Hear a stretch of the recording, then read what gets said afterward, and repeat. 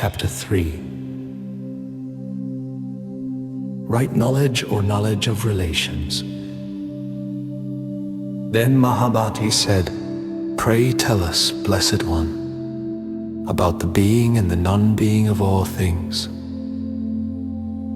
The Blessed One replied, "People of this world are dependent in their thinking on one of two things: on the notion of being whereby they take pleasure in realism, or in the notion of non-being whereby they take pleasure in nihilism. In either case they imagine emancipation, where there is no emancipation. Those who are dependent upon the notion of being regard the world as rising from a causation that is really existent, and that this actually existing and becoming world does not take its rise from a causation that is non-existent. This is the realistic view as held by some people. Then there are other people who are dependent on the notion of the non-being of all things. These people admit the existence of greed, anger, and folly, and at the same time they deny the existence of the things that produce greed, anger, and folly. This is not rational, for greed, anger, and folly are no more to be taken hold of as real than are things. They neither have substance nor individual marks where there is a state of bondage. There is binding and means for binding. But where there is emancipation, as in the case of Buddhas, Bodhisattvas, masters and disciples, who have ceased to believe in both being and non-being, there is neither bondage, binding, nor means for binding. It is better to cherish the notion of an ego substance than to entertain the notion of emptiness derived from the view of being and non-being. For those who so believe fail to understand the fundamental fact that the external world is nothing but a manifestation of mind, because they see things as transient, as rising from cause and passing away from cause, now dividing, now combining into the elements which make up the aggregates of personality and its external world, and now passing away. They are doomed to suffer every moment from the changes that follow one after another, and finally are doomed to ruin.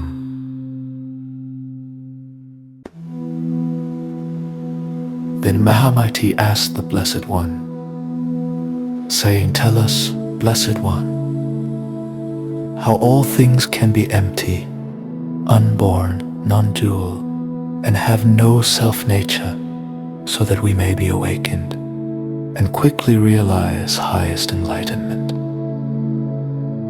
The Blessed One replied, "What is emptiness indeed? It is a term whose very self-nature is false imagination. But because of one's attachment to false imagination, we are obliged to talk of emptiness, no birth, non-duality, and no self-nature. There are 7 kinds of emptiness: emptiness of mutuality, which is non-existence; emptiness of individual marks; emptiness of self-nature; emptiness of no work; emptiness of work; emptiness of all things in the sense that they are unpredictable; and emptiness in its highest sense of ultimate reality. By the emptiness of mutuality, which is non-existence, is meant that when a thing is missing here, one speaks of its being empty here. For instance, in the lecture hall of Mr. Garama, there are no elephants present, nor bulls nor sheep. But as to monks, there are many present. We can rightly speak of the hall as being empty as far as animals are concerned. It is not asserted that the lecture hall is empty of its own characteristics, or that the monks are empty of that which makes up their monkhood. nor that in some other place there are no elephants, bulls, nor sheep to be found. In this case, we are speaking of things in their aspect of individuality and generality. But from the point of view of mutuality, some things do not exist somewhere. This is the lowest form of emptiness and is to be sedulously put away. By emptiness of individual marks is meant that all things have no distinguishing marks of individuality and generality. Because of mutual relations and interactions, things are superficially discriminated. But when they are further and more carefully investigated and analyzed, they are seen to be non-existent, and nothing as to individuality and generality can be predicated of them. Thus, when individual marks can no longer be seen, ideas of self, otherness, and bothness no longer hold good. So it must be said that all things are empty of self-marks. By emptiness of self-nature is meant that all things in their self-nature are unborn. Therefore is it said that things are empty as to self-nature.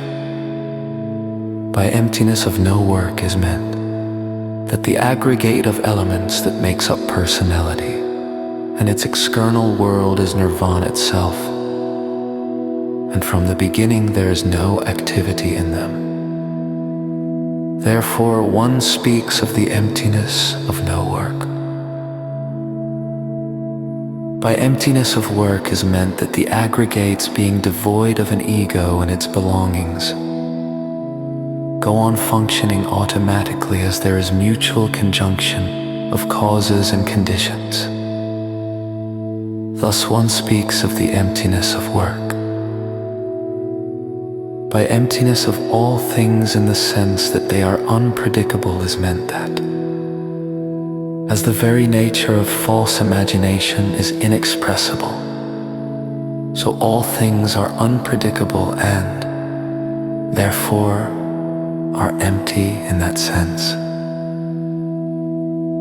By emptiness in its highest sense of the emptiness of ultimate reality is meant that in the attainment of inner self-realization, of noble wisdom, there is no trace of habit energy generated by erroneous conceptions. Thus one speaks of the highest emptiness of ultimate reality.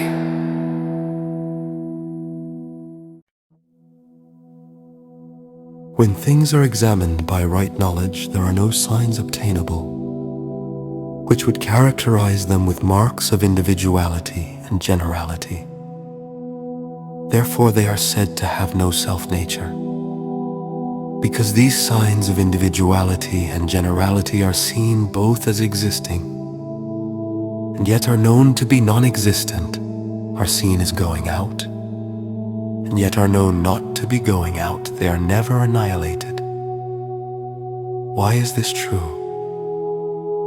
For this reason, because the individual signs that should make up the self-nature of all things are non-existent. Again, in their self-nature, things are both eternal and non-eternal. Things are non-eternal because the marks of individuality appear and disappear. That is, the marks of self-nature are characterized by non-eternality. On the other hand, because things are unborn and are only mind-made, they are in a deep sense eternal. That is, things are eternal because of their very non-eternality. Further, besides understanding the emptiness of all things both in regard to substance and self-nature, it is necessary for Bodhisattvas to clearly understand that all things are unborn. It is not asserted that things are not born in a superficial sense, but that in a deep sense they are not born of themselves. All that can be said is this, that relatively speaking, there is a constant stream of becoming a momentary and uninterrupted change from one state of appearance to another. When it is recognized that the world as it presents itself is no more than a manifestation of mind, then birth is seen as no birth, and all existing objects, concerning which discrimination asserts that they are and are not, are non-existent, and therefore unborn. Being devoid of agent and action, things are unborn. If things are not born of being and non-being, but are simply manifestations of mind itself, they have no reality, no self-nature. They are like the horns of a hare, a horse, a donkey, a camel. But the ignorant and the simple-minded, who are given over to their false and erroneous imaginings, discriminate things where they are not to the ignorant.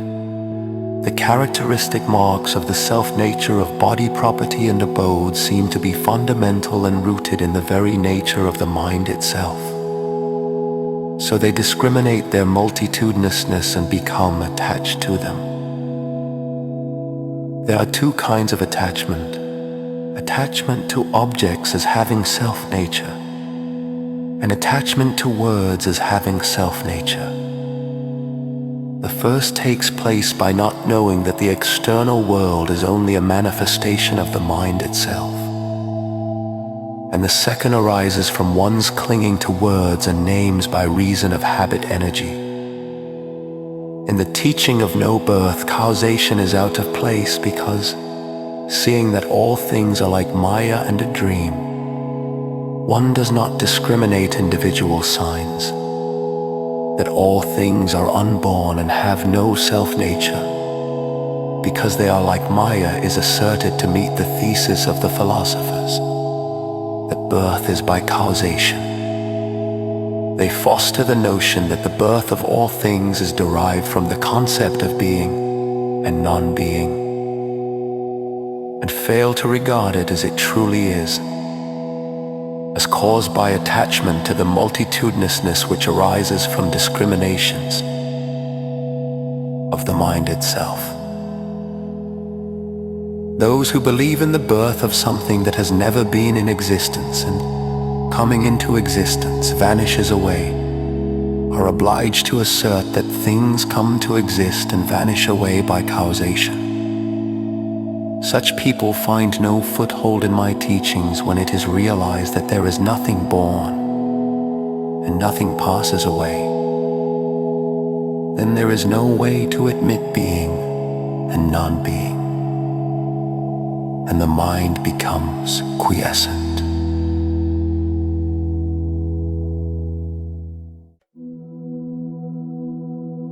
Then Mahamati said to the Blessed One, "The philosophers declare that the world rises from causal agencies, according to a law of causation.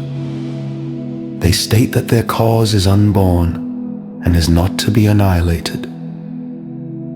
They mention 9 primary elements, Ishvara the Creator, the creation atoms, etc., which being elementary are unborn and not to be annihilated. The Blessed One, while teaching that all things are unborn and that there is no annihilation, also declares that the world takes its rise from ignorance, discrimination, attachment, deed, etc., working according to a law of causation. Though the two sets of elements may differ in form and name, there does not appear to be any essential difference between the two positions. If there is anything that is distinctive and superior in the Blessed One's teaching, pray tell us, Blessed One, what it is." The Blessed One replied, "My teaching of no birth and no annihilation is not like that of the philosophers, nor is it like their doctrine of birth and impermanency. That to which the philosophers ascribe the characteristic of no birth and no annihilation is the self-nature of all things, which causes them to fall into the dualism of being and non-being. My teaching transcends the whole conception of being and non-being. It has nothing to do with birth, abiding, and destruction, nor with existence and non-existence. I teach that the multitudinousness of objects have no reality in themselves, but are only seen of the mind, and therefore are of the nature of Maya and a dream. I teach the non-existence of things, because they carry no signs of any inherent self-nature. It is true that in one sense they are seen and discriminated by the senses as individualized objects. But in another sense, because of the absence of any characteristic marks of self-nature, they are not seen but are only imagined. In one sense they are graspable, but in another sense they are not graspable. When it is clearly understood that there is nothing in the world but what is seen of the mind itself, discrimination no more rises, and the wise are established in their true abode, which is the realm of quietude. The ignorant discriminate and work, trying to adjust themselves to external conditions, and are constantly perturbed in mind. Unrealities are imagined and discriminated, while realities are unseen and ignored. It is not so with the wise, to illustrate. What the ignorant sees is like the magically created city of the Gandharvas, where children are shown streets and houses and phantom merchants, and people going in and coming out. This imaginary city with its streets and houses and people going in and coming out are not thought of as being born or being annihilated, because in their case there is no question as to their existence or non-existence. In like manner, I teach that there is nothing made nor unmade, that there is nothing that has connection with birth and destruction except as the ignorant cherish falsely imagined notions as to the reality of the external world. When objects are not seen and judged as they truly are in themselves, there is discrimination and clinging to the notions of being and non-being, and individualized self-nature. And as long as these notions of individuality and self-nature persist, the philosophers are bound to explain the external world by a law of causation. This position raises the question of a first cause, which the philosophers meet by asserting that their first cause, Ishvara and the primal elements, are unborn and unannihilate, which position is without evidence and is irrational.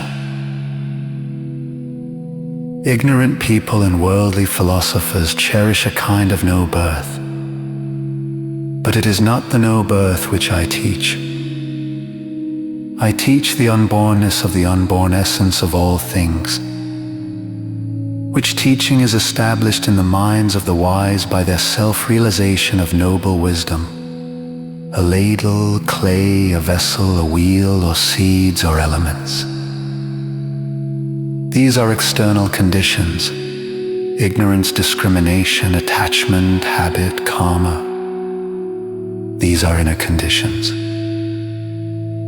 When this entire universe is regarded as concatenation, and as nothing else but concatenation,